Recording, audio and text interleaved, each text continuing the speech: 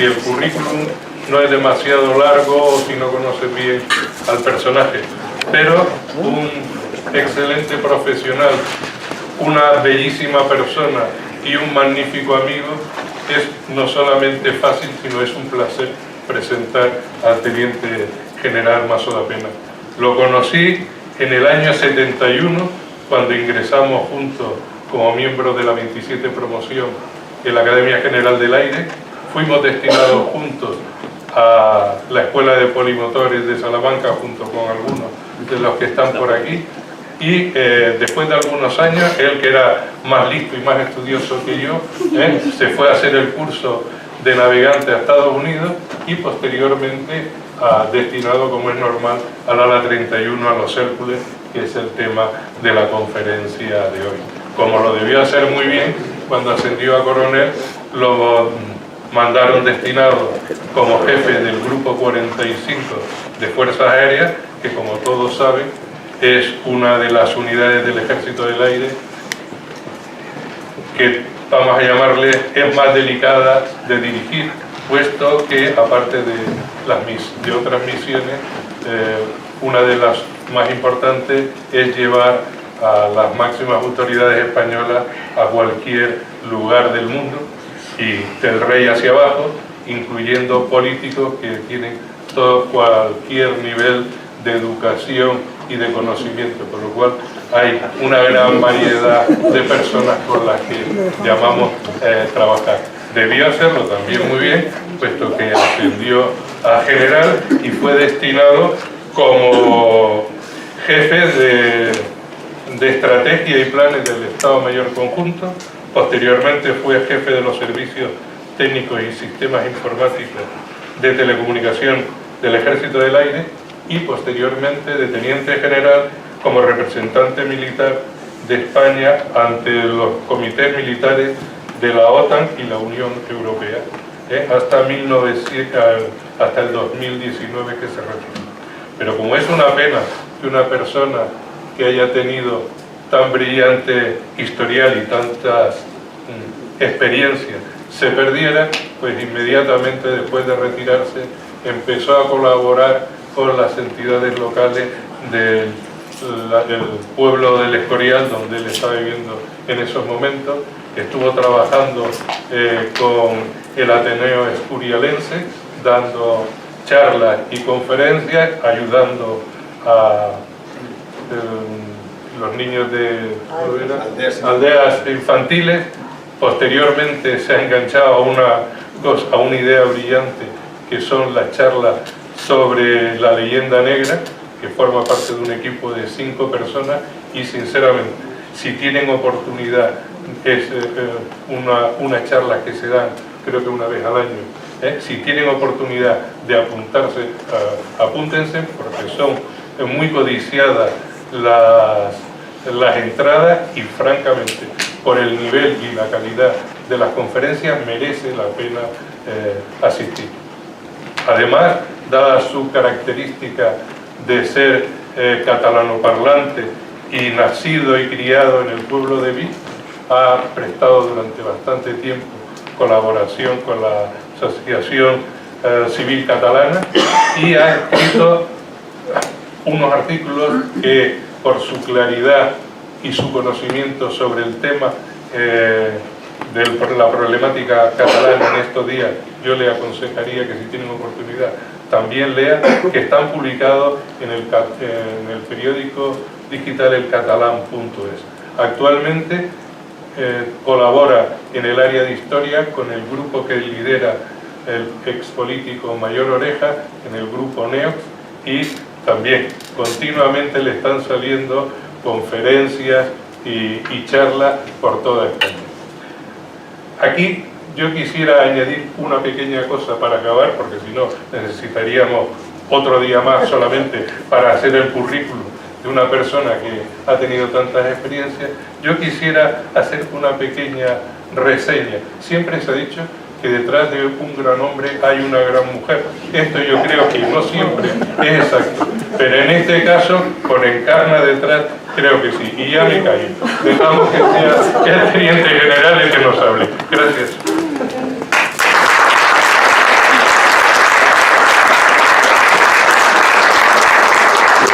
Bueno, muchas gracias a todos por estar aquí. Tengo que hacerte una corrección, Paco. Has dicho que soy una bellísima persona. En realidad está mal, soy una persona bellísima. Que no es lo mismo. Bueno, a la vista está que Paco es amigo mío. Y a la vista está, por lo que he contado, que no sé decir que no a nada, con lo cual eso explica que yo esté aquí para hablar de los Hércules. Pero mucha más gente, incluso en esta sala, han estado volando estos aviones durante más años, han hecho muchas más horas de vuelo. El Hércules ha estado entre nosotros 47 años, yo solo cubrí 8, hice unas 2.700 horas de vuelo, pero hay aquí, ya digo, gente que ha hecho muchas más, podría hablar con mayor conocimiento de causa, pero con tanta gente de mi promoción, Tomás también, dentro de la asociación de amigos, pues han pensado. Y esa es la razón de que esté aquí. También está entre nosotros Jorge Resac, quien hace 2 meses dio una magnífica conferencia sobre el avión, las características del avión, el diseño del avión a nivel mundial, ¿no? Entonces, mi charla pretendo que complemente la suya. Vamos a hablar, o voy a hablaros, os tuteo porque estamos todos entre amigos y compañeros. Voy a hablaros de los Hércules españoles, que es el título que le hemos dado, es decir, los Hércules, la historia concreta y la historia cercana de este avión en el Ejército del Aire. De alguna manera voy a hablar de la idiosincrasia de la unidad, del ala 31, y por lo tanto voy a tocar más el lado humano de todo esto, con lo cual complementa, yo creo que muy bien, la conferencia de Jorge, que se me ha ido... Ah, no, está ahí. Muy bien. Tenemos también, entre esos expertos que ocupan la sala, a Rafa Clemente, que va a intervenir al término de mis palabras, contándonos algunas anécdotas que van a ser muy interesantes porque cubren los primeros años, los que yo no vi. Es decir, la llegada de los primeros aviones y tal. Tiene mucho que contar. Hace 2 meses, precisamente el día de la conferencia de Jorge, pues grabé un vídeo que está disponible y por lo tanto voy a procurar no repetir, pero también complementará. Bueno, pues vamos a ver si todo eso funciona muy bien. Vamos a ver la historia, como digo, del ejército, de los Hércules en el Ejército del Aire. Como sé, bueno, esta fotografía está tomada en la base de Little Rock. Aquí se ven muchos Hércules, aquello es impresionante, de Taberí, y ver como 60 Hércules o más aparcados en la línea de vuelo, cuando nosotros teníamos 12, 3 en el hangar, otros 4 volando por ahí, y en el aparcamiento no había más que 1 o 2 más. Es impactante para cualquiera de nosotros ver un aparcamiento en el que hay 60, 70, 80, no sé, no los conté, claro. Aquí de todas maneras esta foto tiene truco para los frikis, diré, que aquí hay muchos frikis, yo lo sé, que aquí estos que tienen 6 palas cada hélice, estos son los del modelo Juliet, mientras que ahí tenemos modelos más similares a los nuestros que tienen en sus hélices 4 palas, como podéis ver. Bueno, pues para esos mismos frikis, por si se les ha olvidado, les diré que estos motores, los de ahí, son motores Allison T56 A15. Y las hélices son Hamilton estándar. El máximo peso al despegue para un Hércules es de 155.000 libras, o sea, viene a ser unas 70 toneladas. Con autorización previa, y luego explicaré por qué, en lo de la autorización se podía despegar sobrecargado hasta 175.000 libras, que son 80 toneladas. Luego veréis por qué esto. El techo del avión, 35.000 pies, aunque normalmente opera entre 20.000 y 30.000. Su velocidad de crucero son 300 nudos. Esta velocidad se puede reducir, de velocidad verdadera, esta velocidad se puede reducir mucho hasta 135 de velocidad indicada para lanzamientos. Bueno, pues el avión tiene un montón de características buenas. Como dije en el vídeo, una de las que más me impresiona a mí es la posibilidad de volar con 2 motores parados del mismo lado y los otros 2 del lado contrario funcionando. Eso imprime un giro al avión que, bueno, se ve ahí se puede apreciar el timón de dirección tan grande que tiene y gracias a eso se puede hacer. 120.000 libras supone, si hemos despegado, pues ya digo, por debajo de 155 o 140 por ejemplo, pues es al rato de haber despegado ya se puede volar en esas condiciones. Si no, pues habría que tirar algo de carga o algo de combustible, que también es posible. El avión lo aguanta, podríamos decir que todo.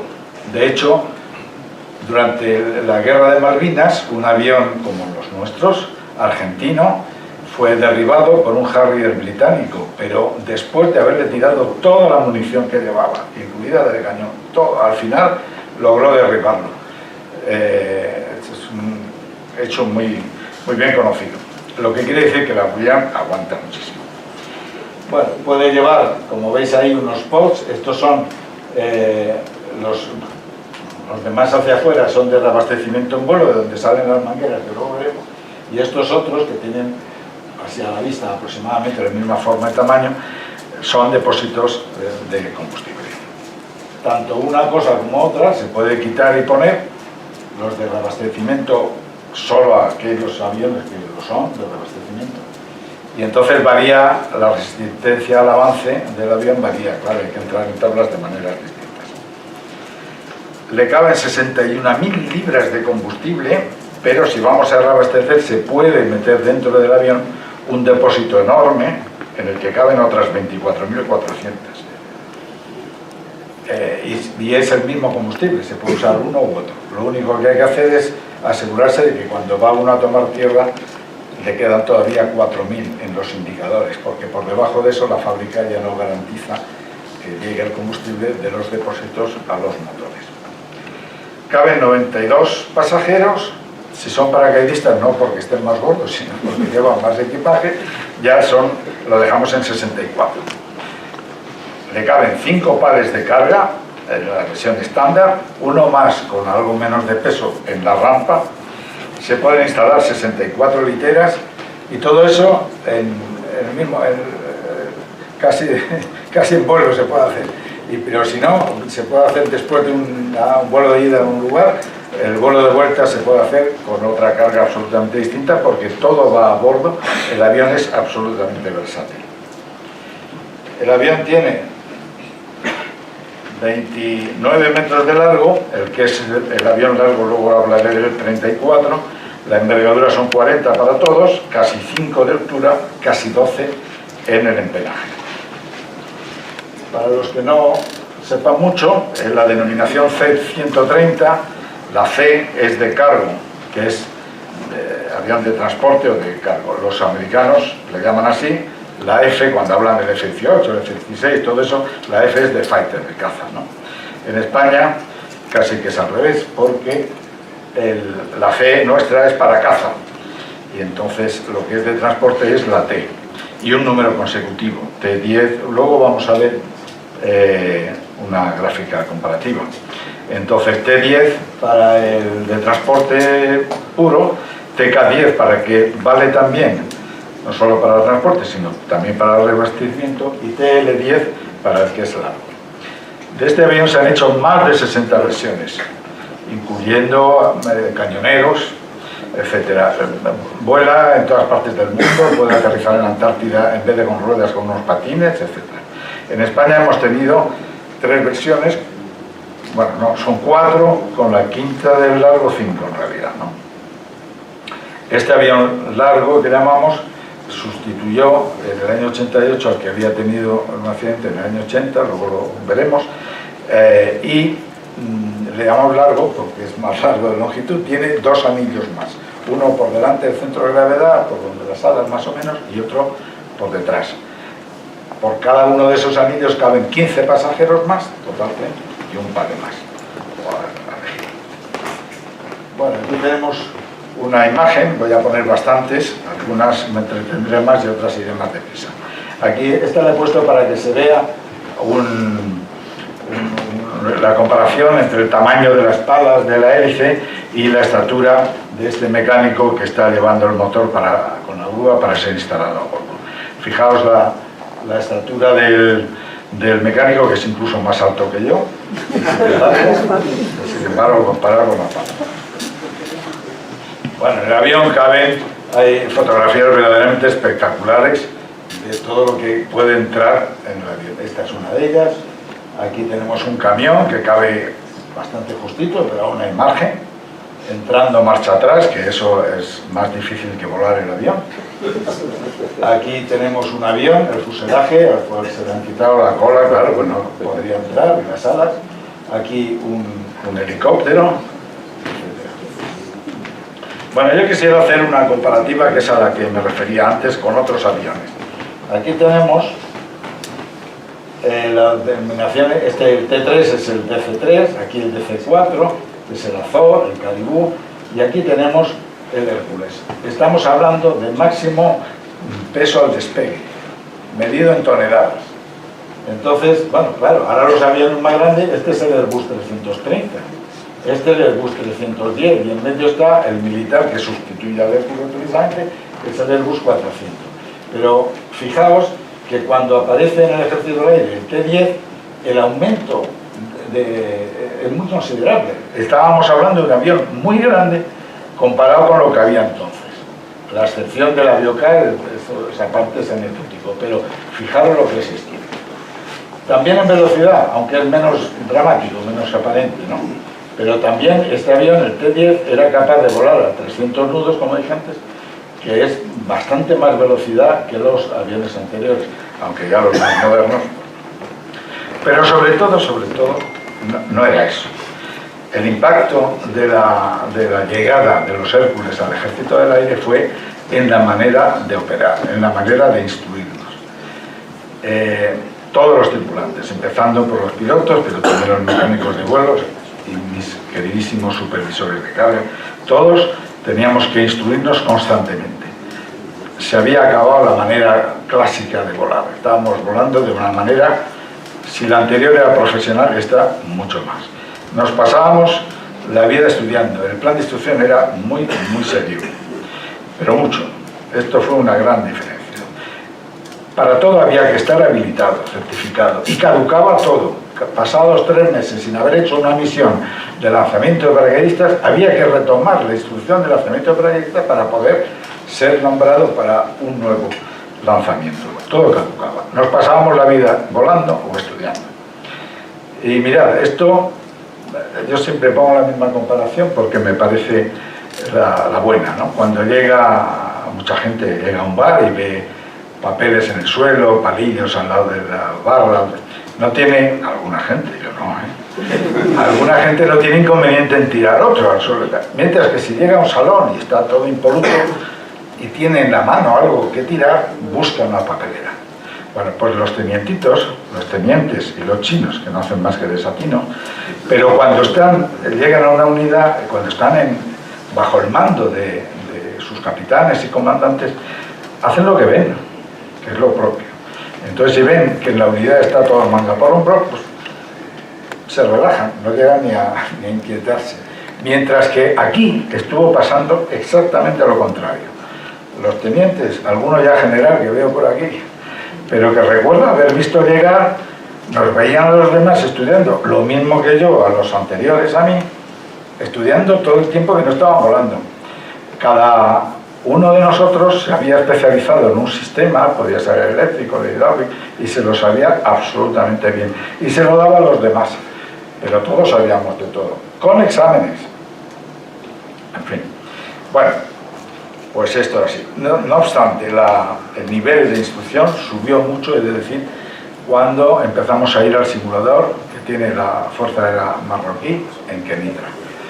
Porque en su momento se le ofrecía a España un simulador, pero a algún general iluminado, de esto no como ahora, pues dijo, pero eso que eso no transporta nada, ¿para qué queremos? Menudo gasto, tal, y no. Y luego acabamos yendo allí. Ahora, como ya hemos aprendido, nuestro A400 tiene su simulador en Zaragoza, como es los tiempos modernos, y bueno, no voy a hablar de los simuladores y tal. Ahí fue donde aprendimos la gran diferencia, o enorme, diría yo, diferencia que había de despegar con 155.000 libras o con 175.000, que era el máximo para el cual hacía falta una autorización. Bueno, pues es un poco más, decíamos. No, en el simulador veíamos que un fallo de motor con el avión cargado a 155.000, estaba francamente difícil sacarlo, pero bueno, los más chulitos los sacábamos, pero ya a 175.000 libras era otro cantar, así que hacía falta una autorización especial. Bueno, pues la historia empezó con el 301 Escuadrón, que acabó siendo ADA 31. Aquí tenemos entre nosotros a Rafa Clemente, que luego nos va a contar, supongo que incluirá algo de los emblemas, porque los diseñó él. El del 311 Escuadrón reproduce un poco el del 301 Escuadrón. La razón de los Dumbos, por si alguien no la sabe, es porque era el personaje de Disney, ¿no?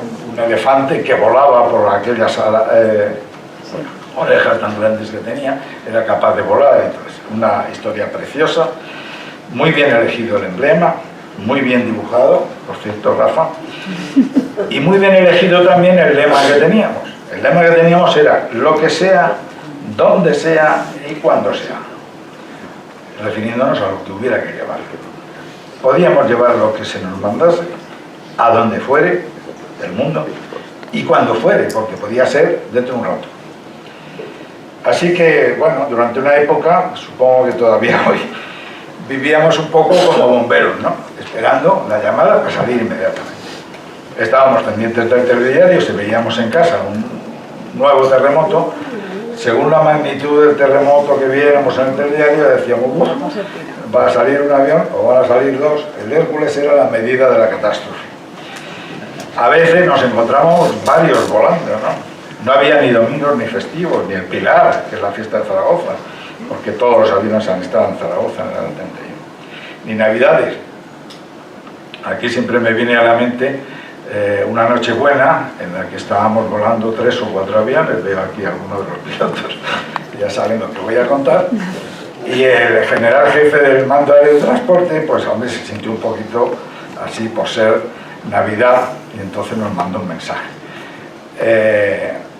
Al menos 3 de los aviones que estaban volando, estábamos cruzando el Atlántico de noche, y me avisan, yo en ese momento no estaba a los cuernos, que es como decimos, no suene mal, es una expresión muy aeronáutica, y estaba yo descansando, y vinieron a avisarme, me dijo, comandante, llama al general, un recado, un mensaje, bueno, toma nota.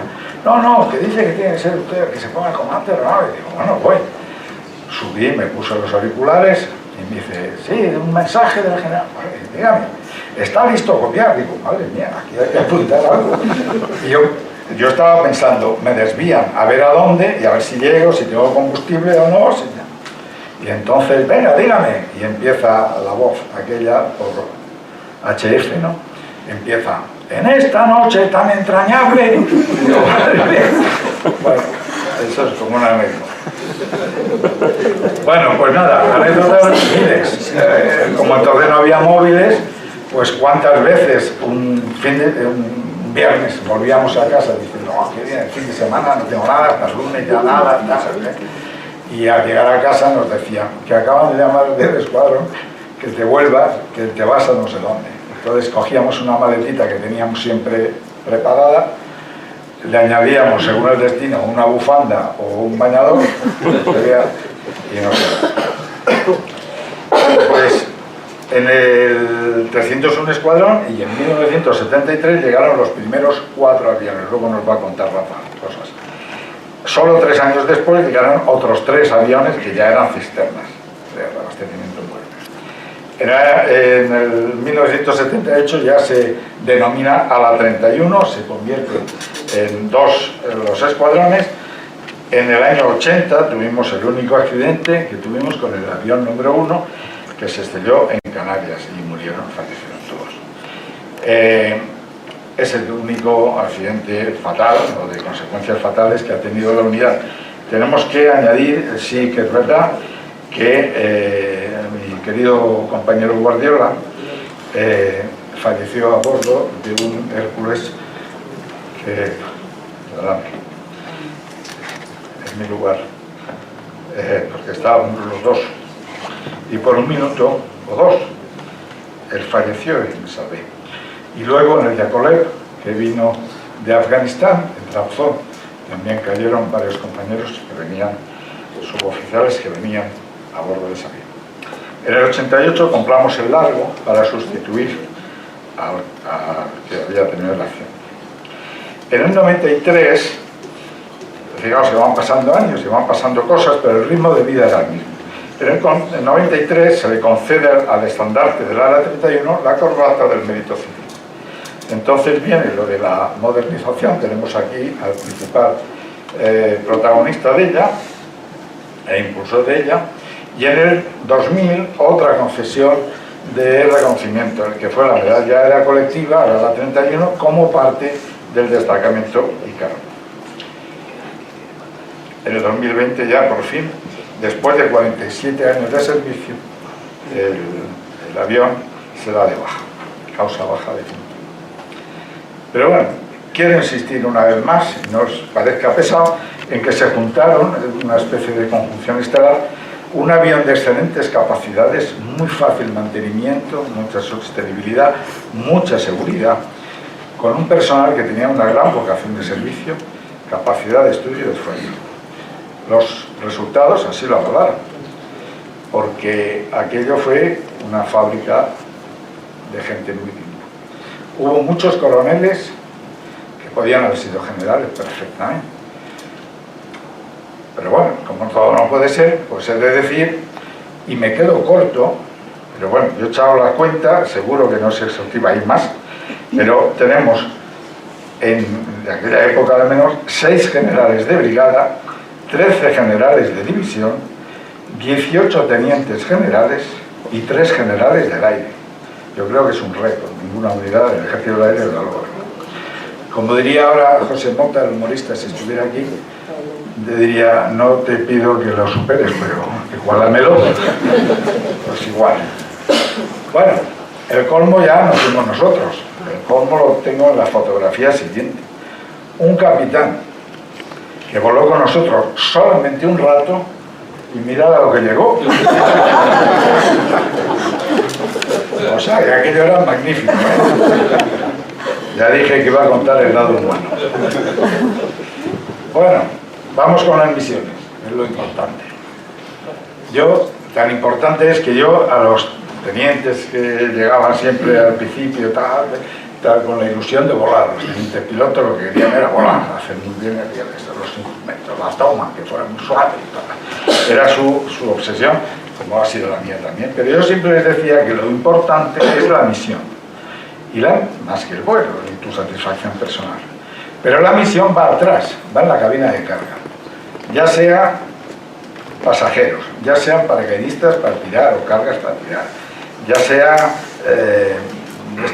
el combustible para entregar a un avión en un abastecimiento, ya sea, bueno, todo, lo que sea, no quiero. Entonces hay que prestar atención, el comandante de la aeronave, bueno, presta tanta atención, sino más a la carga, que es donde va la misión, digo, como a los instrumentos de vuelo. Es más, el comandante de la aeronave que mira cómo entran y salen los pales, consigue que entren y salgan mucho más deprisa. Me gustaba no solamente bajar y ver, sino ayudar a empujar el pallet sobre los rodillos para entrar y salir. Me parecía que eso me daba una conexión física con la carga, me hacía sentir más mi responsabilidad. El avión no es de pasajeros, ya lo sabéis, no es cómodo para los pasajeros de ninguna manera, menos aún para las pasajeras. Bueno, pero los transporta perfectamente.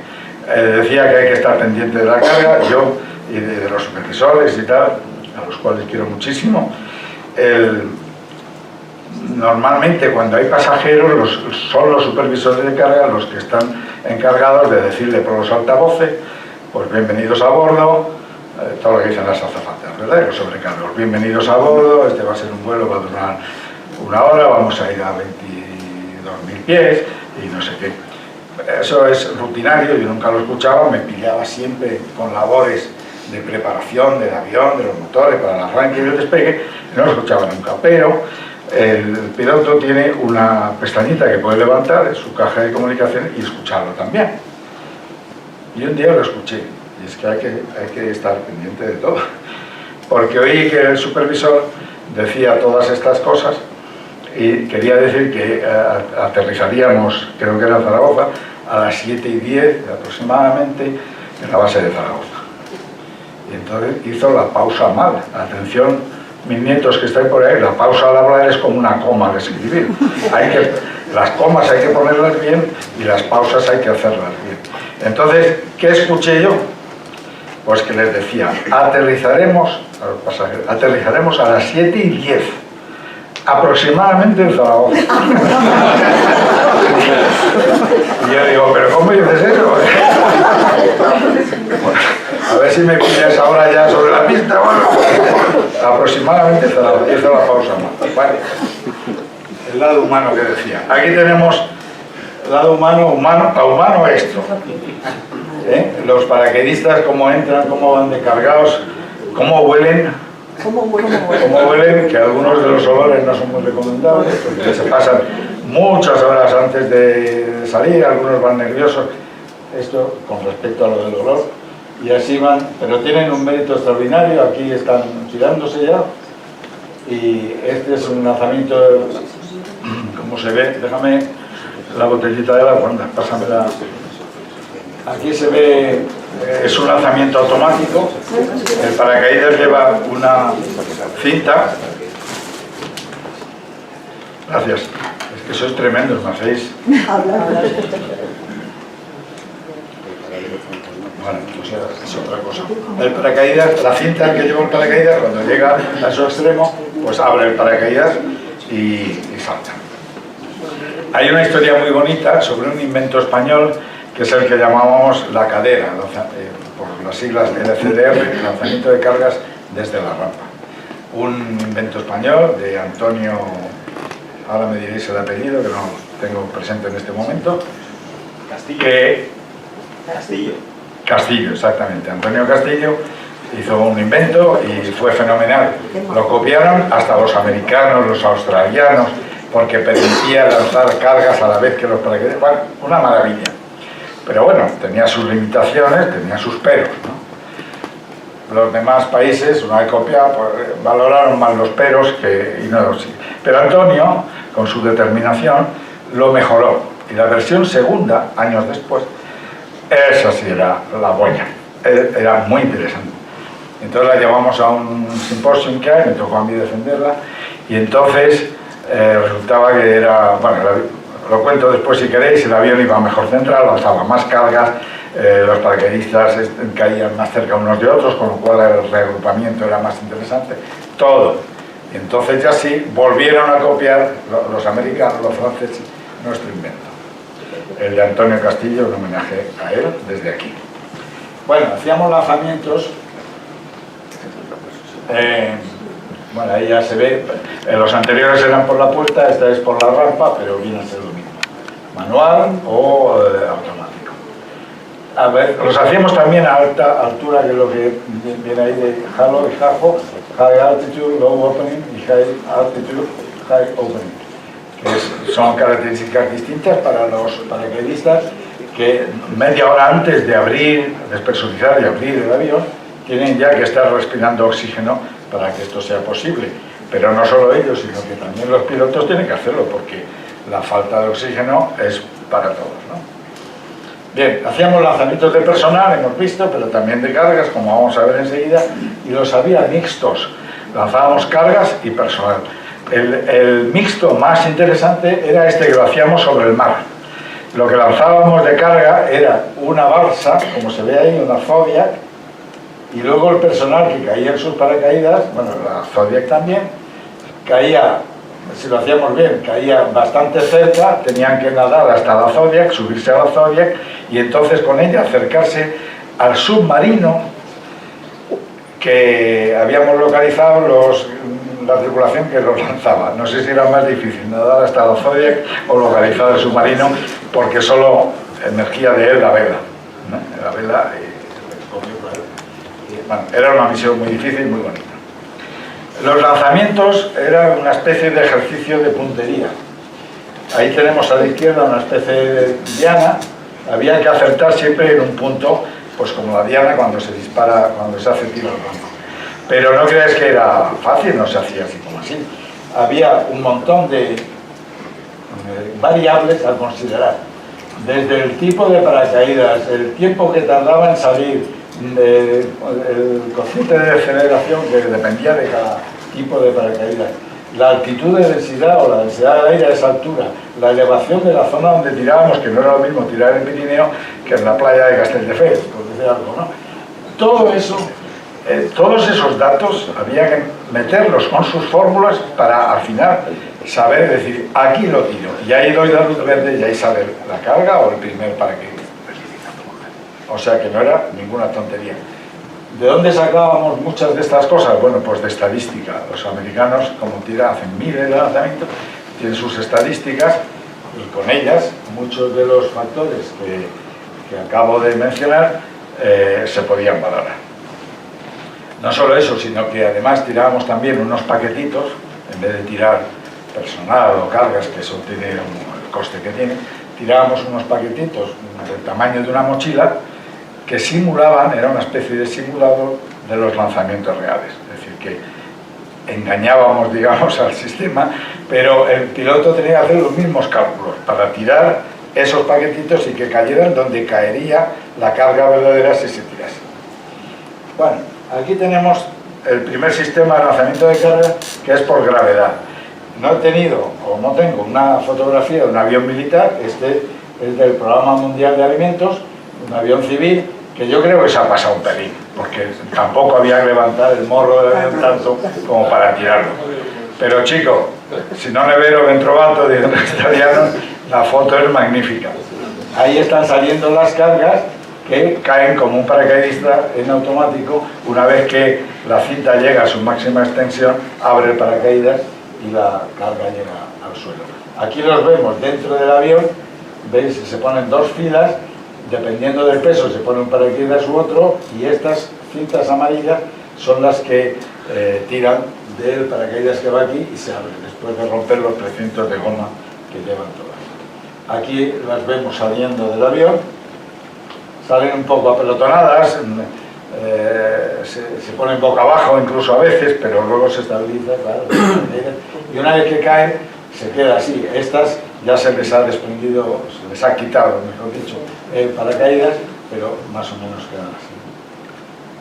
Pero esto era por gravedad. Hay otro sistema que es por extracción. Podemos tirar cargas verdaderamente grandes y pesadas, como este Land Rover que tenemos aquí, pero esas no pueden caer por gravedad, porque entre otras cosas romperían la cola, ¿no? El techo, darían en el techo, no puede ser. Estas hay que sacarlas en horizontal, ahora veréis cómo, y dejarlas caer. La carga hay que prepararla mucho, como veis, estos son los paracaídas, pero ahí lleva los paracaídas de suspensión, ahora haré la distinción. Pero todo lo demás hay que amortiguarlo. Veis que aquí lleva como esparadrapos en los faros, etcétera, por debajo. He de decir que incluso dentro del motor, las piezas que pueden sufrir movimientos van amortiguadas esos movimientos con lo que llamamos el honeycomb, el panel de abeja, ¿no? Que es un material como de corcho. No sé la palabra, pero bueno, eso. La idea es que una vez que llegue, estamos en guerra, una vez que llegue esto al suelo, los receptores rápidamente quiten todas esas cosas, que ya lo saben dónde están y tal, y lo arranquen y salgan con él a hacer lo que tengan que hacer. La trayectoria de salida dentro del avión es esta. Aquí tenemos la carga que empieza a moverse, aquí está saliendo y aquí está allá afuera. Al acabar esta charla os voy a poner un vídeo que no llega al minuto, en el que se ve esto en movimiento, es un vídeo, y podéis imaginar un poco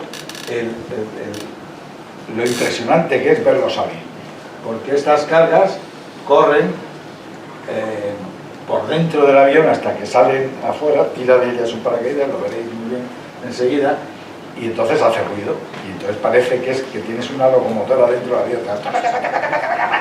Y claro, tu miedo es que, a pesar de todo, en el balanceo toquen arriba o se atraviesen y te arranquen la cola del avión, con lo cual ya la carga llega al suelo, claro, pero nosotros también. Bueno, el paracaídas de extracción, luego veré muy bien el sistema de péndulo en el vídeo. El paracaídas de extracción lo que hace es que saca la carga horizontalmente, aquí tenemos una, y una vez que está afuera, tira como si fuera un paracaidista en automático, tira de los otros paracaídas, que sí son mucho más grandes y son los de suspensión, y aquí se abre, pues, dependiendo de la carga, pues ser 4 o 2 o el modelo de paracaídas, y eso llega al suelo con una suavidad que no se lo cree nadie. Bueno, otra foto, esta es una foto en la que se ve el acierto de elegir un camuflaje adecuado. Aquí veis 4 aviones, ¿los veis? Sí. 4 aviones, bueno, pues hay 5. ¿No veis? ¿No veis los 4 aviones? Bueno, pues hay 5, pero no os voy a engañar, el quinto es el que, antes del cual se hizo la foto.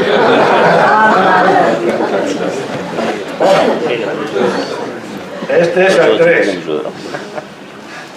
El 3, que es el que está aquí en el museo. Me voy a detener un chistecito. Este es el 3, antes del programa de modernización, iba pintado en camuflaje árido, como es este, no el gris que tiene ahora, o que luego tuvo siempre después, ¿no? Este es el avión número 3. El avión es capaz de hacer tomas de asalto, que llamamos, en pistas no preparadas, no de asfalto. Puede hacer misiones tipo Entebbe, que estaba de moda en mi época, las que habían hecho los israelíes en Uganda. De hecho, hicimos una muy bonita entablada que si queréis luego os cuento. El avión puede, en uno de estos aterrizajes, descargar según qué cargas y según qué peso. Es decir, hacer una especie de toma y despegue, que ya sabéis todos lo que es, y sin parar, dejar salir toda esa carga rodando atrás y según sale, cerrar la puerta y despegar. La pista tiene que ser suficientemente larga, claro, para eso, y no debe de venir ningún avión hasta que esa carga haya sido quitada de la pista, porque se la encontraría. Pero se puede hacer. Otras cosas que puede hacer el avión es que arrancar un motor, si es que falla el motor de arranque de ese avión, se puede arrancar en una carrera de despegue hecha con los otros 3. Despegas y con el viento de cara del impacto arranca el otro motor que estaba fallando, lo tienes preparado, arranca. No puedes continuar el despegue, claro, tienes que volverte atrás y luego ya despegar con los 4. Esa es una forma de hacerlo. Pero si tienes otro Hércules compañero al lado, lo pones delante y con sus 4 motores en marcha, el rebufo que monta es suficiente para arrancar tu motor. Bueno, aquí en pistas no preparadas os he traído 2 imágenes de Qualinao. Qualinao está al norte de Herat, que a su vez está al oeste, en la parte oeste de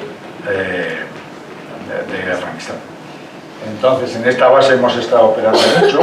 La pista, como veis, es de tierra, está no preparada, hay piedras, pero además está en medio, o casi en medio de la población. Hay casas a un lado y a otro. La gente cruza, va, viene. Aquí tenemos un vehículo nuestro que está alertando, que viene un avión, como los afganos. Serán lo que sean, pero no son tontos. Cuando ven ya el coche empiezan o sea, desisten de cruzar la pista porque saben que viene un avión. Si va a despegar ya lo ven, pero si va a aterrizar no lo ven. Entonces, las cabras afganas no son tan listas y a veces se cuelan. Bueno, en la unidad hacíamos muchísimos ejercicios. Con los Estados Unidos, con Francia, con Portugal. Intervenía la brigada paracaidista, la brigada aerotransportable, la brigada de la Legión, también la Armada. Hacíamos ejercicios con nuestros aviones de caza, etc. Pero yo siempre aprecié un problema. Y es que los del Hércules a veces no sabíamos en qué bando de la guerra estábamos. Cuando hacíamos un ejercicio simulando una guerra, pues los del ala 12 sabían perfectamente que estaban defendiendo un país que empezaba en Tarancón, por decir algo. Y los del F1 de Albacete defendían la frontera desde el otro lado y sabían que Tarancón para allá era el enemigo. Bueno, y sabían, se tiraban una semana en ese ámbito, se sabía la orden de operaciones, sabían Nosotros no, porque no nos lo decían, no nos leíamos la orden de operaciones, nos decían, tú mañana en tal sitio a tal hora te van a llegar 8 F-18, a cada uno le vas a dar 2.000 litros y los reabastecías. Y la misma persona u otra, a la mañana siguiente, tenía que tirar unos paracaidistas que eran del bando negro de Albacete, no del bando blanco de Torrejón, ¿no? Cosas así. No sabíamos para quién hacíamos las cosas, pero las hacíamos. Y esto me trae, no tiene mucho que ver, pero es que no necesito contarlo, está un poco relacionado con un pasaje que viene descrito deliciosamente en un libro que me regaló mi amigo Pizarro, está por aquí sentado, y que es de un capitán francés de transporte que peleó en Argelia y en Indochina, y se llamaba Guillaume de Fontaine. Bueno, pues allí en Indochina tuvo un día un altercado con un general del ejército de tierra francés que pretendía mandarle y decirle cómo había que hacer las cosas, se enfadaba porque el avión estaba sucio, no sé, estaban en guerra.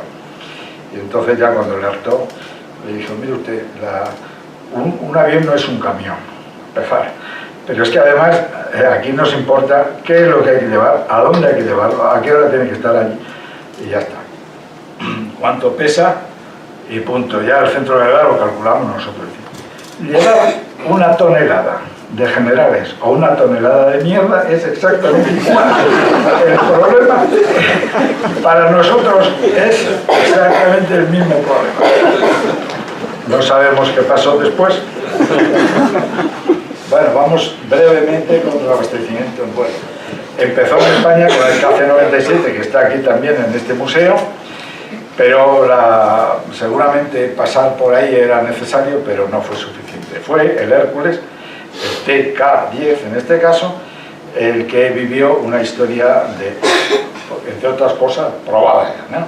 Entre otras cosas porque de media entregamos o reabastecimos más de 1,5 millones de litros anuales, o sea que está probado que funcionaba.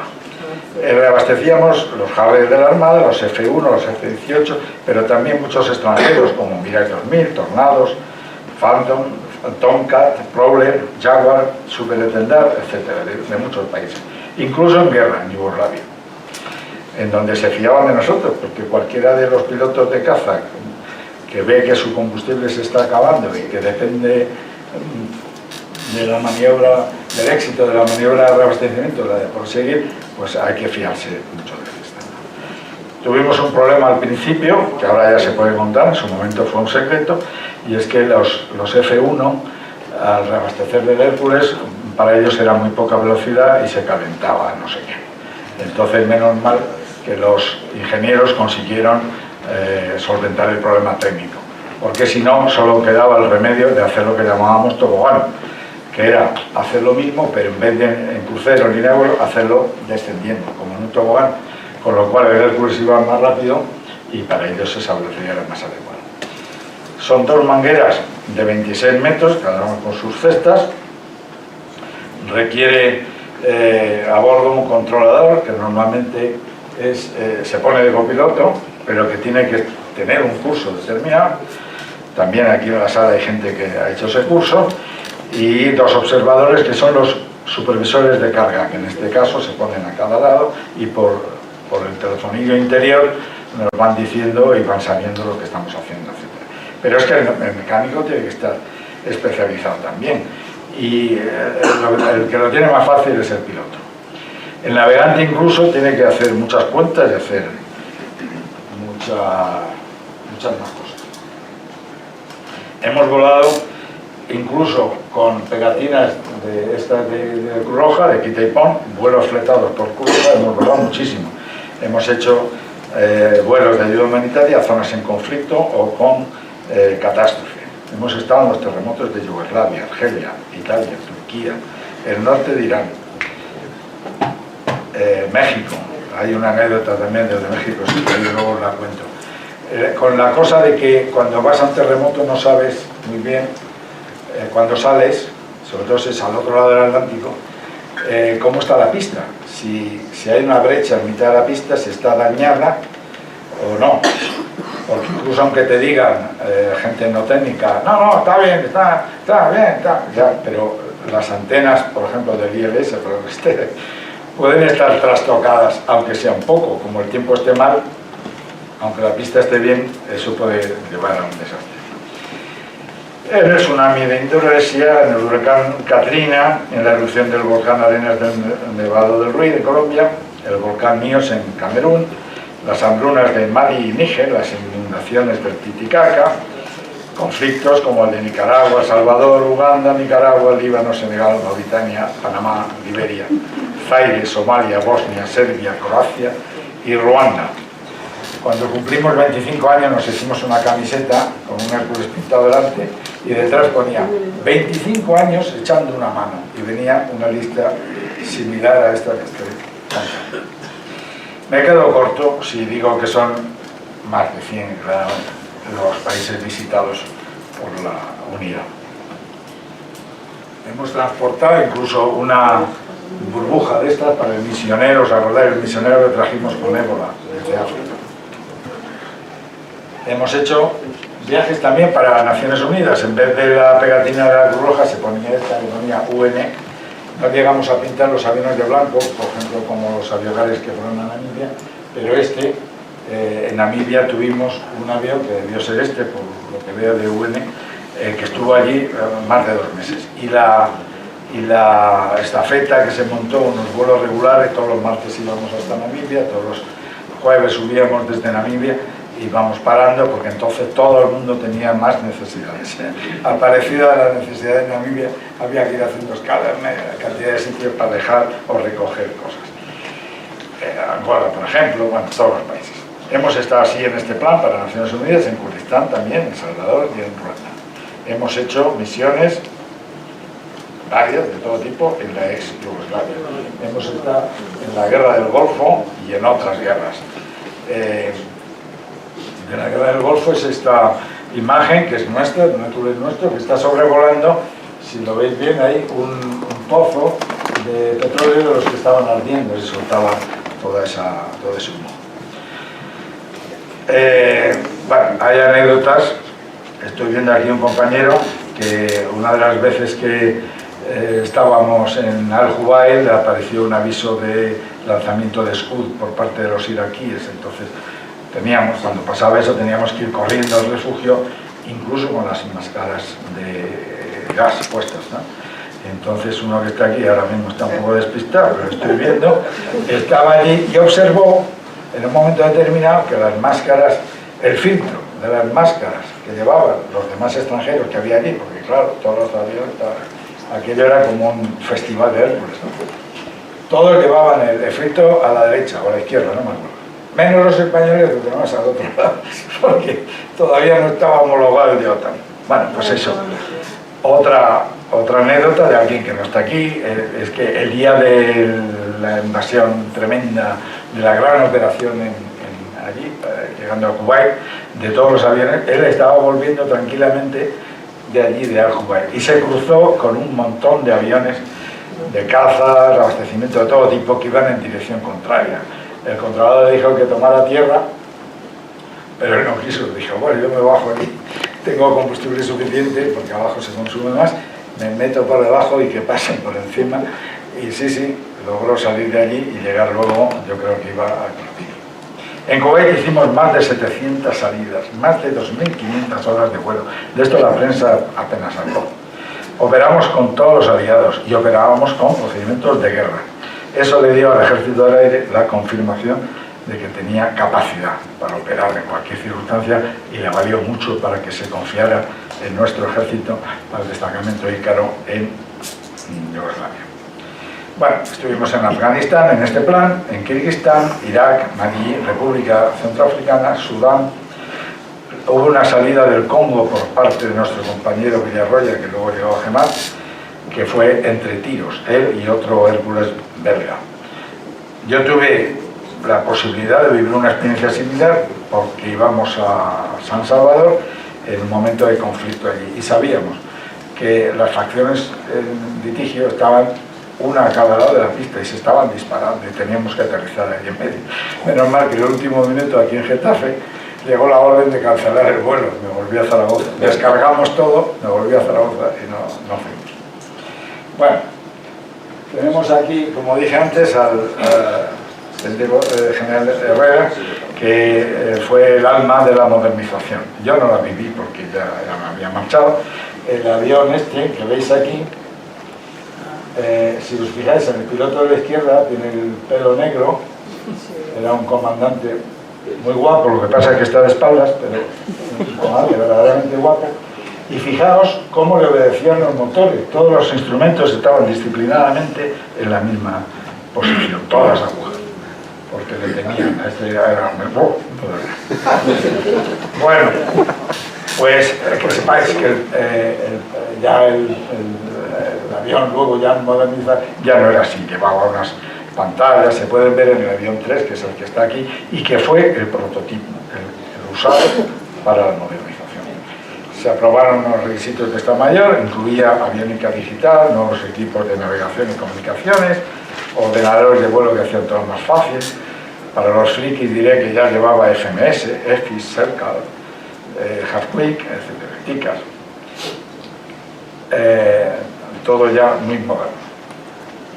Y sobre todo medios de autoprotección, porque llevaba el alertador por si te llegaba un misil, ya no tenías que estar pendiente por la ventanilla a ver si llegaba el misil, para tener el cuajo de esperar a que estuviera cerca, porque si miras, si sigue, esperar al cuajo a que estuviera cerca, para que cuando llegase, un poco antes de llegar, tirar y que se despistara y se pasara de largo, ¿no? Bueno, tampoco dispensador de contramedidas, que se pusieron entonces, se blindó la cabina de vuelo para disparos, etc. Luego, a lo mejor Rafa Clemente nos cuenta algo de sistemas de navegación aérea, pero que sepáis, de los viejos, pero que sepáis que este avión los ha usado todos, desde todos los habituales, más la navegación isobárica, radar, LORAN, Doppler y ya más modernamente inercial, Omega y GPS, claro, ahora. Bueno, se hizo también en esa modernización una adaptación para poder abastecer helicópteros y se llegó a hacer con los franceses. Pero mejoraron muchas cosas más, como el anti-esquí, que es como el ABS, ¿no? El nuevo esquema de pintura gris, como he dicho antes, etc. Solo quedó quizá por poner las gafas de visión nocturna. Bueno, vuelos particulares importantes se han hecho muchos. El de este que tenemos aquí es cuando llegó el Hércules con el tesoro del navío de Nuestra Señora de las Mercedes. Hemos deportado etapas a República Dominicana, Cabo Verde, en Venezuela. Hemos evacuado el Ayun, ayudamos cuando lo del petrolero Urquiola, operaciones en Guinea Ecuatorial. Épica fue la traída de los Caribús, tenemos a Tomás que acaba de salir, que lo vivió. La de los Canadair lo viví yo. Unos vuelos que nos gustaban eran los del grupo Aldas. El grupo Aldas era un grupo al que pertenecía Iberia. Cuando a Iberia se le rompía, por ejemplo, un motor en Buenos Aires, no tenía aviones para llevar un motor para reponerlo entero, ¿no? Cambiarlo. Entonces lo que hacía es que iba un Hércules, y era estupendo, porque entonces íbamos a los hoteles de Iberia, con la comida de Iberia, como me pasa a mí siempre, yo vuelos del grupo Atlas no hice ninguno, pero otros compañeros míos se los hicieron. Tuvimos vuelos reales con el rey Juan Carlos, el Felipe Príncipe, como hemos visto, los restos de Alfonso XIII, una vez que desembarcaron en Cartagena, a donde habían llegado en barco, fueron traídos aquí a Getafe y luego con el ejército de tierra llevados al Escorial. De esa manera participaron los tres ejércitos.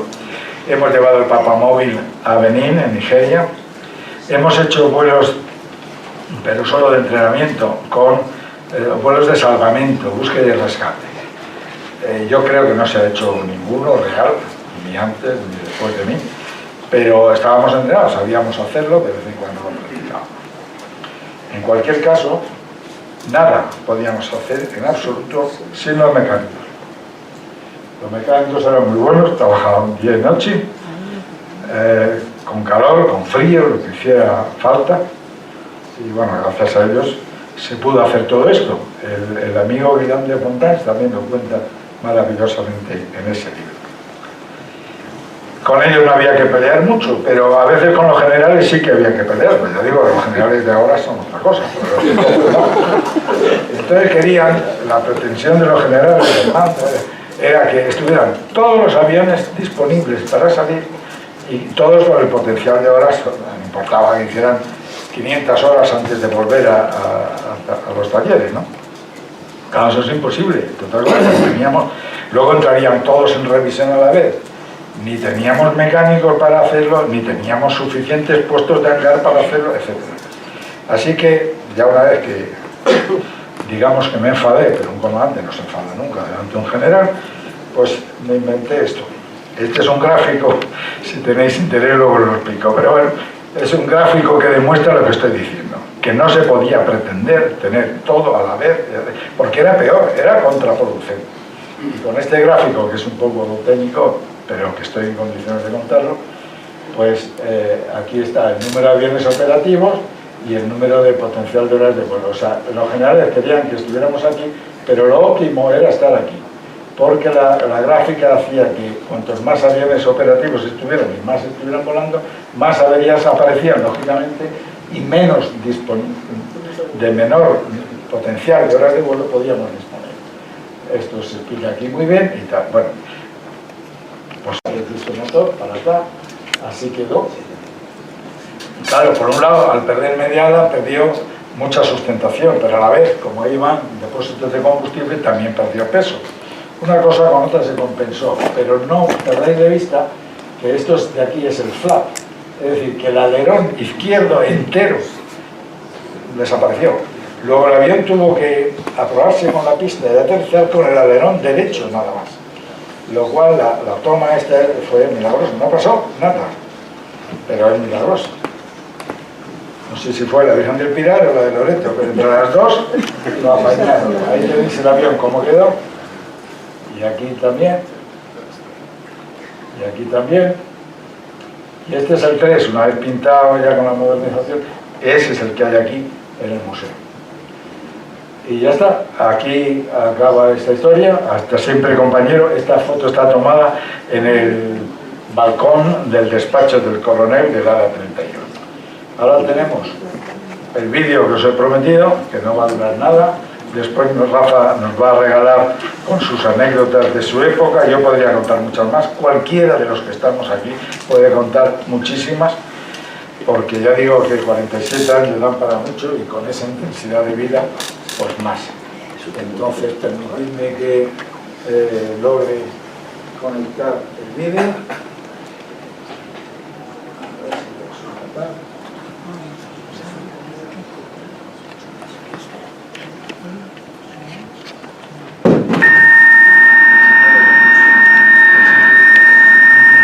Esa es la rampa abierta y ahora, mediante un sistema de péndulo, se suelta una goma, salte. Este paracaídas, que es el de extracción, es pequeño, pero tira la carga y sale. Y ahora se abren los de suspensión y llega felizmente al suelo.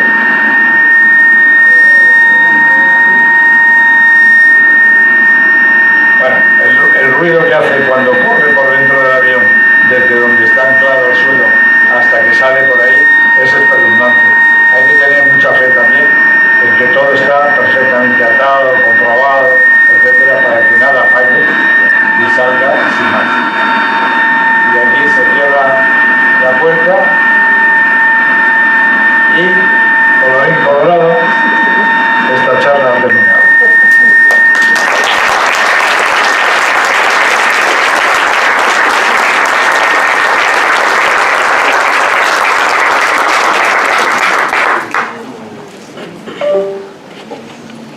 Rafa, the floor is yours. ¿Quieres comentar algo? No, nada. Hablar solo, ¿no? Sí, sí. Venga, adelante. Bueno, buenos días a todos. Lo primero que tengo que hacer es darle otro aplauso al general por la clase magistral que nos ha dado y agradecerle la ocasión que me ha dado de poder contar unas pequeñas batallitas. Yo cuando he entrado, he dejado el coche en el museo me querían dejar dentro del museo como parte de la pieza. Entonces, bueno, pues yo voy a contar cosas un poco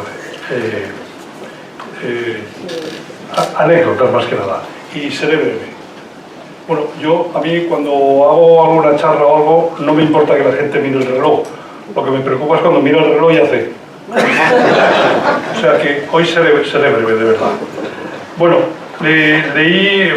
yo tengo que decir que soy una persona afortunada. Nací un 24 de diciembre de 1900.com y leí una cosa en un libro de viajes muy interesante que decía que la vida no se mide por la cantidad de veces que respiras, sino por la cantidad de momentos y lugares en los que te quedas sin respiración. Y yo he tenido la suerte de estar 8 años en Zaragoza, primero en el 301 Escuadrón y luego en el ala 31, y la verdad es que han sido unas experiencias vitales brutales. Entonces me he quedado sin respiración muchas veces. Yo tengo, como ha dicho el general antes, yo estuve del 75 al 83 y tengo unas 3.000 horas de vuelo, y mi disco duro sigue almacenando información y sigo soñando que estoy volando en el avión, con una realidad impresionante, que es la compensación para una pesadilla que tengo recurrente, que es que no he ingresado en la academia.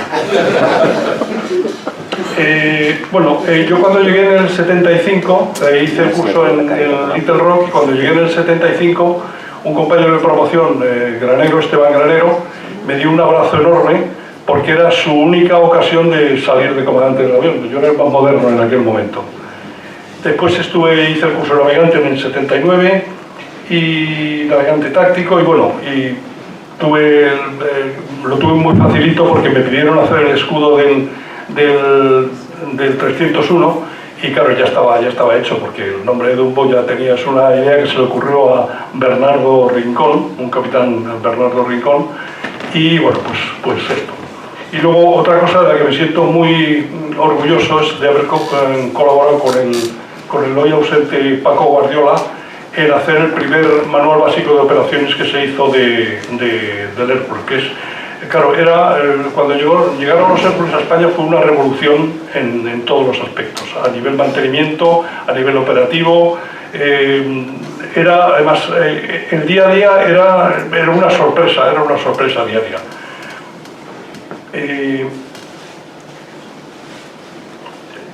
Fue una revolución no solo para los pilotos, sino, como ha dicho el general, para los mecánicos, para los supervisores de carga, cuerpo ante el que me quito el sombrero, porque fueron una parte importantísima de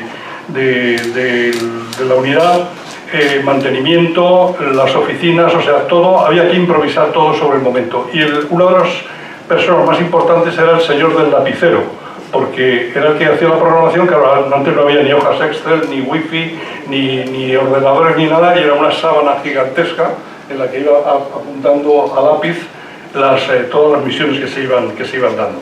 Y además todo tenía que ser para anteayer, o sea, cuando el Estado Mayor proponía algo, ya tenía que estar hecho. Luego tuvimos la colaboración al principio de asesores de Lockheed. Uno de ellos fue Ben Hall, después vino Jim, y luego tuvimos un piloto de intercambio que decía que se llamaba Kurt, y todos, ¿cómo? Kurt, y dijimos, no, macho, tú Curro. Y entonces él ya se puso en el papel Curro, porque nadie sabía decir bien el nombre. Otra de las cosas de la que, en fin, tengo unos muy buenos recuerdos fue la costumbre que implantamos de traer algo de todos los sitios nuevos que íbamos. Y entonces se creó un museo que yo creo que es único en el mundo, con recuerdos entrañables de cualquier parte. Tuvimos infinitas misiones y es muy difícil contar anécdotas sobre cualquier cosa. Pero, por ejemplo, en España, la primera vez que tomamos en Tablada, en la maestranza, la gente se quedó paralizada, todos los operarios se quedaron paralizados, nadie se acercaba al avión y todos decían vaya bicho, vaya tela, esto sí que es un bicho. Y entonces para poner en marcha aquello tardó un poco porque la gente estaba paralizada con un avión de estas características. Pero bueno, y estábamos H-24 para cualquier cosa. Yo las primeras misiones que hice cuando llegué al escuadrón en el 75 fue la Marcha Verde y la evacuación de Layún, Villa Cisneros y todo esto. Y aquí tengo que reivindicar en aquella época y en todas las épocas de todos los que hemos estado en el Ejército del Aire, es el pedir la medalla para la compañera o para la mujer del aviador, porque nos íbamos por 3 días y tardábamos 15 en volver, en fin, aquí hay algunas que sonríen maliciosamente. Bueno, todo era un reto. Para la BRIPAC, para los paracaidistas que hemos visto ahí, fue también un reto, porque claro, los paracaidistas pasaban de aviones como el DC-3, el Caribú, el Picio y tal, a un avión muy grande, muy oscuro dentro, muy ruidoso, y claro, hubo que cambiar absolutamente, igual que los zapadores, tuvieron que cambiar su mentalidad y tal.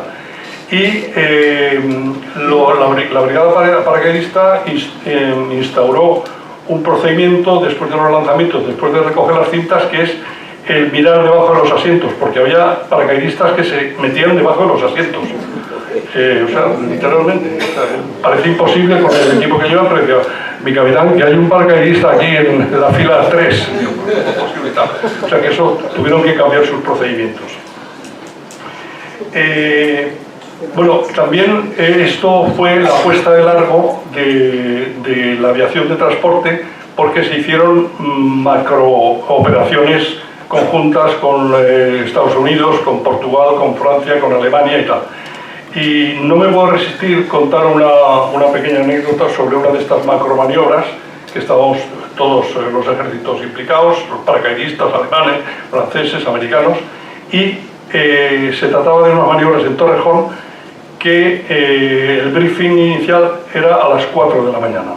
Entonces a las 4 de la mañana todos allí listos y tal, y amaneció un día absolutamente terrorífico, lleno de perros, caían chuzos de punta, relámpagos, lluvia, granizo, en fin, un desastre.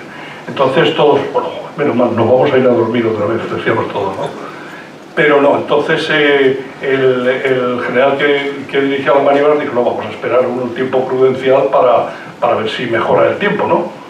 Y entonces dijeron, bueno, pues entonces claro, nos vamos a tener a toda la gente así, en una sala más grande que esta, que es la de Torrejón, pues llamaron al meteorólogo que estaba de servicio en ese momento y le dijeron, dice, oye, da un briefing mientras, para ver si mejora esto un poquito el tiempo. Claro, todos con una cara de sueño allí terrible. Entonces el meteorólogo, con toda su buena intención, empezó a hablar los alisios, los contralisios, la onda de montaña, tal, y todo el mundo con una cara allí medio dormido y tal. Y acaba el briefing y dice, ¿hay alguna pregunta? Por favor. Entonces se levanta un capitán que había en Morón, el Trini, famoso Trini, y dijo, sí, oye, por favor, ¿nos podrías explicar algo sobre el viruji? Entonces, claro, aquello ya se empezó todo el mundo a reír y ya nos fuimos a dormir tranquilamente. Bueno, en estas maniobras, pues claro, las SATAs, en fin, todas las ayudas se pusieron las pilas y funcionaron de una manera absolutamente maravillosa. Hubo que implantar, pues, de lo que habla el general, ¿no?, del cambio de configuración de los aviones. Pues claro, llegaba un momento que se hacían en tiempo récord. Pasar de pasajeros a CDS o extracción o tal, se hacía en tiempo verdaderamente récord, y eso fue un logro brutal. Hemos hecho muchos vuelos de ayuda humanitaria y todo esto, y ahora voy a pasar un poco a cosas que han pasado en otros países. Por ejemplo, una mañana el hombre del lapicero le llaman y dice, oye, que hay que llevar un Casa 101 a Chile. Y todos, qué risa, fíjate lo que dice, que nos llevemos un Casa 101 a Chile, es imposible. Bueno, pues aterrizó el Casa 101 en Zaragoza, y los ingenieros, los mecánicos, bueno, fue una cosa absolutamente magistral, porque aquello fue un puzzle auténtico, no se había hecho jamás. Diseñaron las culas de los motores, los planos tuvieron que meterlos con un puzzle auténtico, y esto fue con motivo de una de las ferias aéreas que se hizo en Chile, en donde después de eso se vendió el avión a Chile y tuvieron, me parece que fueron 35 aviones, o sea, 12 de entrenamiento, y luego cambiaron el motor del Casa 101 y pusieron unos aviones de ataque ligero. Pero fue una auténtica hazaña aquello. Se llevó el avión, el piloto que lo volaba, que era el Llanito, llamado el Llanito, Estrada Baró, lo voló, acabó la feria esta, volvieron a desarmar el avión y nos lo volvimos a traer. O sea, yo creo que eso fue un hito en la aviación de transporte española. En cuanto a Estados Unidos, pues en Estados Unidos hacíamos, bueno, los primeros vuelos que hicimos a Estados Unidos, bueno, cuando yo llegué había 4 aviones y trajimos los 8 restantes. Entonces, claro, los vuelos iniciales, pues el avión venía equipado con Doppler, con LORAN C, navegación isobárica y un maravilloso sextante. Pues claro, eso ahora parece una cosa de la prehistoria, pero llegábamos perfectamente a Estados Unidos. Aunque los más escépticos decían, pero si eso está chupado, eso llega a Estados Unidos, y dice, poniendo rumbo 270, se corta América por algún sitio, y luego ya vas para la derecha o para la izquierda, ¿no? Y luego para volver igual, ¿no? El rumbo 90. Pero quiero decir que fue un esfuerzo brutal de navegación, porque bueno, el LORAN C es un sistema con unas estaciones, tiene unas cartas, unas hipérbolas, entonces es un sistema muy laborioso, pero bueno, fue una experiencia verdaderamente interesante, todo lo que pudimos aprender en esta época. Bueno, una vez ya que llegamos a Estados Unidos, yo recuerdo uno de los vuelos que le comentaba el otro día al general, fue en el año 76 con motivo del bicentenario de Estados Unidos. En aquel año el bicentenario fue en el 76 y en el año 76 Zaragoza cumplía el bimilenario. Entonces, claro, cuando le decíamos a los americanos que era el bimilenario, decían, no, esto es imposible, no hay 2000 años, no puede ser. Bueno, pues llevamos una estatua de Don Quijote y Sancho, que era de Juan de Ábalos, el escultor, y el mapa de Juan de la Cosa, que bueno, el mapa de Juan de la Cosa iba metido en un envoltorio blindado, antisumergible, que no se podía quemar y tal, y bueno, y venía un funcionario del Ministerio de Asuntos Exteriores prácticamente abrazado al mapa porque estaba absolutamente aterrado por si le pasaba algo. Bueno, pues nada, llegamos ahí a Estados Unidos con esto y tuvimos la suerte, bueno, nos aparcaron justo, como eran las celebraciones del Bicentenario, nos aparcaron justo al lado del avión de Brezhnev, que era entonces el ruso que mandaba, y había unas medidas de seguridad brutales. Y era muy gracioso porque se veía un ruso en cada una de las ventanillas del avión a todas horas, o sea, las 24 horas del día había un ruso dentro del avión. Bueno, pues nada, llegamos allí, estupendo. Tuvimos la suerte de que se estaba construyendo el Museo del Aire y del Espacio que está en Washington, en el Mall de Washington, y el entonces agregado aéreo nos llevó, dice, no, os voy a llevar, que todavía no se ha inaugurado y vamos a verlo y tal. No, tuvimos la suerte de ver el Museo del Aire y del Espacio de su inauguración y de conocer al director del museo, que era Michael Collins, que fue uno de los astronautas del Apolo 11, que fue el que se quedó en el módulo. Y bueno, fue una experiencia interesantísima. Aparte, un tipo verdaderamente interesante, o sea, estuvo con nosotros, comimos con él, o sea, fue una cosa maravillosa. Y luego viene ya el tema de la marcha de Estados Unidos.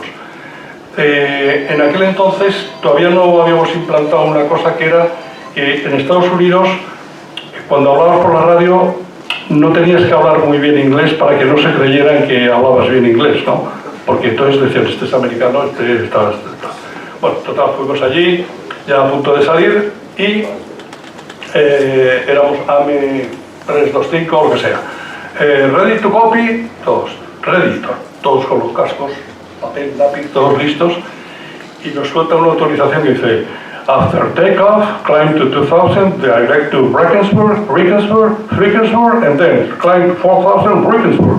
Y claro, mirábamos el mapa y todos los puntos acababan en Burg. Es como si aquí a un americano le dices, vaya directo a Arbancón, Torrejón, Castejón, Alcorcón. No, era imposible. Y bueno, nos salvamos porque, bueno, dijimos, por favor, radar vectors, por favor. Y entonces ya se dieron cuenta de que no hablábamos tan bien como parecía y ya nos sacaron de allí. Otro de los vuelos interesantes a Estados Unidos fue que tuvimos que llevar un motor de un P-3, de un Orión, a Oakland, a la base naval de Oakland en California. Entonces el vuelo era Jerez, Azores, siempre hacíamos escala en Azores, Langley en Virginia, y luego ya repostábamos allí en Virginia y íbamos a Oakland. Bueno, pues nada, llegamos a Jerez de la Frontera, recogimos ahí el motor que estaba en un pallet de estos de madera que había estado por la noche a la intemperie, lo recogimos y nos lo llevamos. Azores, estupendamente, llegamos a Langley y aparece un señor que no sé, te acordarás que venía siempre uno de agricultura, que era el que recogía todos los restos de comida, bebida y todo esto para que tal. Y entonces aparece un tío del Ministerio de Agricultura con un Kleenex y como en la misión del Apolo 13 dice, Captain, we have a problem. Y viene con una servilleta así, un Kleenex, con media docena de caracoles. Pero de caracoles de estos de los que se ponen en la paella, de los del arroz, caracoles desde la serrana. Y dice, we have a problem. Digo, ¿pero cuál es el problema? Dice, tenemos que poner el avión en cuarentena. Digo, pero ¿cómo es el avión en cuarentena? Digo, pero bueno, vale, habíamos repostado, ya teníamos repostado el combustible, o sea, estábamos listos para irnos. Y digo, pero bueno, que nos hagan la cuarentena en San Francisco, ahí en Oakland. Y dice, no. Digo, pero ¿cuál es el problema? Si vamos, en 2 horas nos hacen. Dice, no. Dice, porque es que si se estrellan ustedes, dice, pueden poner una plaga de caracoles por ahí abajo, que era de las patatas, ¿no? Ahí de potitos. Dice, es que claro, si se estrellan, nos van a infectar ustedes de caracoles todo.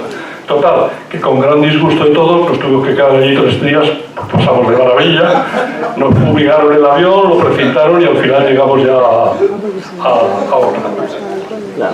Pero la razón, no, hombre, tenía bastante razón, ¿no? Pero claro, a nosotros nos sorprendió mucho aquello. Y me he dejado para el final las experiencias en Guinea Ecuatorial. Yo, Guinea Ecuatorial es un país que le tengo mucho cariño. Luego cuando estuve destinado en Getafe, pues estuve 2 destacamentos de 2 meses y es un país verdaderamente especial.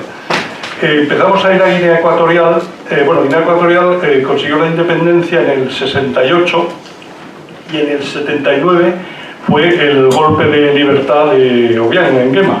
En el 68 estaba Macías, que era su sobrino, y en el 79 pues Obiang Nguema decidió dar un golpe de Estado y quitó a Macías de allí. Curiosamente, el país estaba hecho un poco un desastre y la única comunicación que tenía la isla con el continente era un barco que se llamaba el Acacio Mañé, que se hundió y entonces se quedaron incomunicados la isla y el continente. Curiosamente, en Guinea Ecuatorial la mayor parte del territorio está en el continente, pero la capital está en la isla, en Malabo, para que haya pocos golpes de Estado. O sea, es una de las razones. Entonces, Malabo era el antiguo Fernando Po y en el continente estaba Bata, que era la antigua Santa Isabel. Bueno, pues nada, llegamos allí y una de las tripulaciones, que otro día hablé con Guillermo Quintanilla, que está fuera, pues les pilló el juicio de Macías, que era en un cine que había allí, se llamaba el Cine Marfil, y los invitaron al juicio de Macías y bueno, no fueron porque dijeron, esto va a ser un tal. Y entonces, bueno, el juicio lo retransmitieron por altavoces en el cine y tal, y luego esto es tremendo, los invitaron a la ejecución de Macías. Pero no fue nadie de las tripulaciones, pero quiero decir que pilló allí un momento súper delicado porque estaba aquello lleno de seguridad. Había muchos marroquíes, o sea, trajeron a parte del ejército marroquí para que llevara la seguridad de Guinea Ecuatorial. Y eso es una cosa curiosa. Entonces, cuando se hundió el barco Guinea pues pidió ayuda a la metrópoli, a España, para que pudiera, para poder seguir comunicando la isla con el continente. Los primeros vuelos que fuimos allí teníamos que repostar en Duala, porque del análisis de combustible que hicimos en el primer vuelo había un montón de agua. O sea, estaba muy contaminado el combustible, no porque le hubieran echado agua, sino porque los depósitos me parece que era Total o no sé cuál, los depósitos franceses se habían contaminado y tal. Entonces, los primeros meses que fuimos allí repostábamos en Duala. Nos alojábamos en un barco, que era el Villa de Bilbao, en un camarote, y bueno, aquello era pues una juerga, porque era un sitio muy lúdico, había cine, bueno, como estaba muy cerca del puerto, pues había monos por el barco, que era una cosa muy divertida. El aeropuerto de Guinea era muy básico y bueno, había detalles. Por la mañana hacían el relevo de la guardia del aeropuerto. Los soldados que hacían el relevo cambiaban el fusil y la camisa. O sea, se cambiaban, sí, no, es auténtico, ¿eh? O sea, hacían una cosa muy ceremoniosa y tal, y se cambiaban el fusil, se quitaban la camisa y le daban la camisa con los galones a la persona que entraba. Y bueno, el control aéreo era pues muy básico. Pedíamos el tiempo, bueno, ¿puede pasar el tiempo presente? Ya, pues, tiempo presente, truenos sin lluvia. Pues no sabíamos muy bien aquello que quería decir y tal. Y siempre nos pedían, bueno, truenos sin lluvia, autorizado a aterrizar, y preguntaban, ¿traes periódicos? Porque estaban muy obsesionados con la prensa. Y pedían también zapatos y tal. Yo recuerdo que una de las personas que nos servía allí, Francisco, que era una muy buena persona, pues este hombre siempre venía, por favor, si nos puede traer estas medicinas, estas cosas y tal. Y un día me dice, por favor, capitán, ¿me puede traer un traje de madrileño? Y digo, ¿un traje de madrileño? ¿Pero esto qué es y tal? Sí, por favor, un traje de madrileño. En aquel entonces había un vuelo de Iberia con un 727 que iba todas las semanas. Y digo, ¿pero cuál es el traje de madrileño? Y dice, sí, lleva así como una cremallera y tal. Entonces descubrí que era un chándal, porque mucha gente viajaba en chándal y entonces creía que ese era el traje típico de madrileño, ¿no? Entonces, bueno, al vuelo siguiente le llevamos el traje de madrileño y fue estupendo. Bueno, y uno de los desafíos más gordos que tuvimos en Guinea fue que una vez se nos fue un motor y hubo que cambiar un motor en Guinea Ecuatorial. Bueno, pues de la noche a la mañana, o sea, se pusieron las pilas todos los de mantenimiento, los ingenieros y tal, trajeron un motor, tuvimos que buscar una grúa allí de los madereros que había allí, en fin, había mucha gente española, y en unas condiciones brutalmente terribles, de temperaturas de 45 grados, una humedad brutal, día y noche cambiaron el motor y logramos bueno, pues probamos el avión y volvimos sanos y salvos a esto. Una cosa que me he olvidado y que quería decir es que lo que había dicho el general es que esto fue un estímulo para todos a nivel operativo, o sea, a nivel de procedimientos, a nivel tal, y todo el mundo se tuvo que poner las pilas en inglés, porque claro, eran muchos vuelos, la mayoría de los vuelos eran en inglés, y entonces, bueno, los americanos de la base de Zaragoza nos ayudaron, y la gente la verdad es que se puso muy al día en poco tiempo. Pero no me puedo resistir contar una anécdota.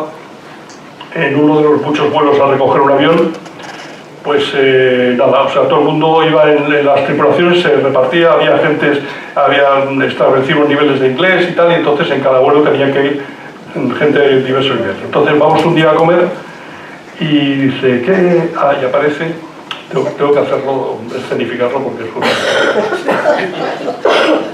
Aparece una chiquita allí de unos 18 años con una servilletita y dice: buenas tardes, mire, perdone, me llamo Carol, es mi primer día, soy estudiante y por favor es mi primer día aquí, entonces les ruego que por favor si hay alguna cosa que no les guste me lo dicen porque yo quiero hacerlo lo mejor posible y tal. Sí, sí, no te preocupes. Y entonces nada, pedimos ahí las comidas y tal y dice: ¿qué quieren beber? Y uno que dice: no, dejadme a mí. No digo, no voy a decir el nombre, pero es que es una cosa absolutamente fantástica. Dice: please, red wine, vino tinto. Entonces tarda un poquito y aparece la chiquita con una botella helada, o sea, con hielo por fuera de vino tinto. Y la pone encima de la mesa. Entonces este hombre, que era muy gourmet y muy sommelier y todo esto, dice: please, red wine, not cold, hot not, white, yes, white wine, yes, cold, but red, not hot, but very cold, not. La chiquita no hacía más que hacer así: red, not hot, not cold, but white, yes. Se para un momento la chiquita y dice: please, try in English. Eso fue una de las numerosas anécdotas. Bueno, pues yo no quiero entreteneros más. No sé si me he dejado alguna... Bueno, seguro me he dejado ahí, hay millones de anécdotas más, pero lo que tengo que decir es que, bueno, he sido una persona muy afortunada por el hecho de haber nacido, yo creo, el 24 de diciembre, y hay una frase de John Lennon que dice que la vida es eso que pasa mientras tú estás haciendo otros planes, ¿no? Para mí fue una experiencia, yo creo que única, bueno, única por supuesto, pero quiero decir que dentro de la vida aeronáutica siempre hay algo que recuerdas con más fuerza, y esta, desde luego, la época en Zaragoza, en los Hércules, ha sido esa época. Fueron momentos muy intensos, con unos compañeros excepcionales y con unas misiones que cada día era distinto, era una sorpresa cada día. Entonces yo lo que sí que me he dado cuenta es que ninguno de nosotros es tan listo como todos nosotros. Es fundamental el trabajo en equipo, y el trabajo en equipo en la unidad fue brutal. Todo el mundo éramos conscientes de nuestras limitaciones, pero todo el mundo era una piña, y sigue siendo una piña, porque he estado hace poco en Zaragoza y sigue el espíritu del Dumbo se sigue manteniendo total. Yo tengo que dar gracias a todos los que hacen posible el vuelo, desde el soldadito de los calzos, los mecánicos, los supervisores, las personas de administración. Esos son los que hacen posible que un avión salga al aire. Y he compartido muy buenos momentos y ratos delicados en vuelo y en la vida real, que a veces es tan cruel que se lleva a compañeros en momentos inoportunos antes de tiempo. Y desde aquí quiero dar mi homenaje a todos los que no están con nosotros aquí. He tenido una profesión apasionante en la que con la oficina, con las mejores vistas del planeta, con atardeceres formidables y con amaneceres estupendos, aunque a veces los ponían a unas horas muy tempranas. Bueno, me he dejado bolígrafos en aviones y cepillos de dientes en hoteles, pero he recibido multiplicado por 1000 todo lo que he intentado dar. Decía Aristóteles, el otro día lo leí y me pareció una cosa muy interesante, le preguntaron, dice: ¿usted qué edad tiene? Y dijo: pues yo debo tener 12 o 15 años y tal. No es posible eso. Dice: dice, eso es lo que yo creo que me queda. Dice, porque la vida anterior ya me da exactamente igual. O sea, ahora lo que tengo que hacer es vivir la vida por delante. Y lo que quiero decir a todos es, bueno, primero, muchas gracias por vuestra atención, y lo que se trata ahora es de disfrutar el momento presente y de estar orgullosos de donde estamos y de lo que hemos vivido. Muchísimas gracias a todos.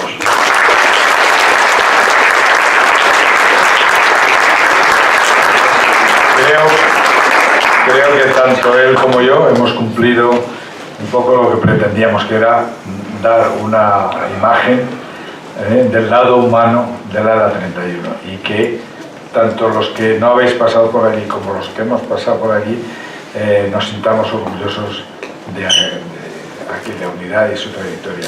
No sé cómo vamos de tiempo para admitir preguntas.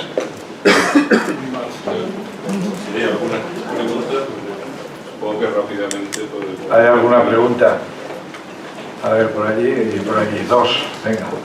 Sí, ya, perdón mi ignorancia. Es que antes, cuando ha dado usted la charla, ha hablado de que cuando le pegaban con sobrepeso tenía que pedir la autorización. Y yo quisiera saber quién les daba la autorización. Había un peso que era, digamos, el estándar, el peso máximo estándar. Por debajo de eso no había que pedir autorización. Pero por encima de eso sí, tenía que ser el general jefe del Mando Aéreo del Transporte el que valorase la necesidad de volar con ese peso por encima hasta las 175.000, que esas no podían rebasarse ninguna. Que valorase ese riesgo con la necesidad, con la instrucción del piloto que iba a hacerlo, etc. Y con todo ese pack decir, bueno, pues por una vez se puede hacer. Hombre, también era mala suerte, ¿no? Era el riesgo, aceptar la posibilidad de que hubiera un problema. Pero si no, mal era que no lo hubiera. Pero no éramos autónomos en cuanto pasase el peso máximo de 155.000. Eso incluye lo que es el avión, la tripulación, todo el combustible que vaya a bordo, que puede ser necesario pero según cómo, haciendo una escala en otro sitio y repostando, ya no hay que salir con tanto combustible, con lo cual, y entonces más la carga, claro. Entonces todo eso no debía sobrepasar esos valores. Muchas gracias, absolutamente fascinante, y siento los que se lo han perdido. Es más una pregunta o una proposición. No has mencionado nada o has pasado de puntillas sobre el tema médico. ¿Perdón, el tema? Médico. Médico, sí. Y a dos facetas, médicos, farmacéuticos, enfermeras como paquetes y problemas sanitarios, pero también como compañeros médicos de vuelo y temas de salud vuestra. Sí, tienes absolutamente toda la razón. Ha sido adrede, supongo. No, en absoluto. ¿Eres doctor? Sí. Vale. Pues no, me lo he saltado. Y médico de vuelo. Eso, me lo he saltado y todo, o sea, en tono no me da culpa. Efectivamente, hay tantas cosas de las que hablar, consciente además de que me iba a dejar muchas, pero en esta ni siquiera había caído, pero es fallo mío. La medicina, tuvimos muy buenos médicos en Zaragoza, con la especialidad de medicina aeronáutica, que tiene, como sabes tú mejor que yo, claro, tiene es muy importante. Y tuvimos otro, ahora no recuerdo el apellido. Paco Ríos. Juan Carlos, no, estaba pensando en Juan Carlos. La Guardia. La hoy general Roza fue teniente y se desplazó a la guerra del Golfo. También, efectivamente. Bueno, muy buena gente que se tomó muchísimo interés, tanto como nos podíamos tomar nosotros en nuestra misión, ¿no? Y ellos en la suya, de medicina aeronáutica. Se preocupaban, pasaban, venían a vernos de vez en cuando. Yo notaba que nos observaban. Sí, nos observaban para ver, supongo que aparte de los análisis clínicos de sangre, las analíticas y de todos nuestros paseos por encima, por ver el espíritu, por ver el nivel de estrés, tratar de medir todo eso que pudiéramos tener, pero que yo sepa nunca pasó nada. Y Juan Carlos Laguardia además fue el que fue a buscar a Paco Guardiola, porque sabíamos que se sabía que iba un español a bordo,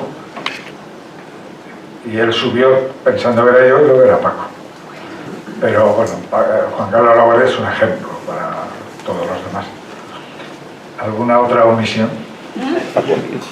Y en misiones operativas de cariz sanitario, evacuación, heridos o transporte de oxígeno o sangre y cosas de esas. No, el ejército del aire, perdón. tenéis más que unas cuantas. Sí, lo que pasa es que las que se han hecho, porque era muy pronto y todavía no existía la UMAAD, que es la unidad de apoyo al despliegue, y la de UMAED, de evacuación, o bien porque requería un avión con las características del Hércules y no valía para eso un Falcon 900 o tal. Entonces, también eso ha progresado el Ejército del Aire muchísimo, desde que ingresé yo, por ejemplo, que tampoco soy tan viejo, hasta hoy, vamos, como la noche y el día, vamos, no tiene color. Con su permiso, mi general, el T-21 y el T-19 han sido aviones más medicalizados que el Hércules. El Hércules no ha estado... A nuestro conferenciante, que como habéis podido ver, a veces me he quedado incluso corto con el nivel de anécdota y la menos que ha sido esta presentación. Entonces, en nombre de la Asociación de Amigos del Museo del Aire, como un recuerdo.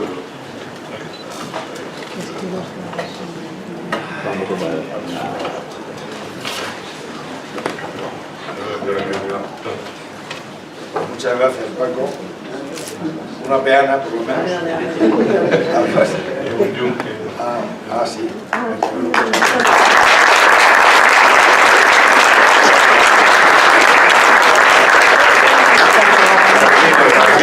Que te dé un abrazo para el niño.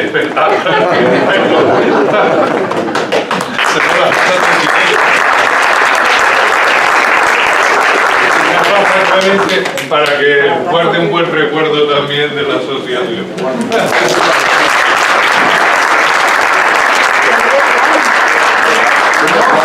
No,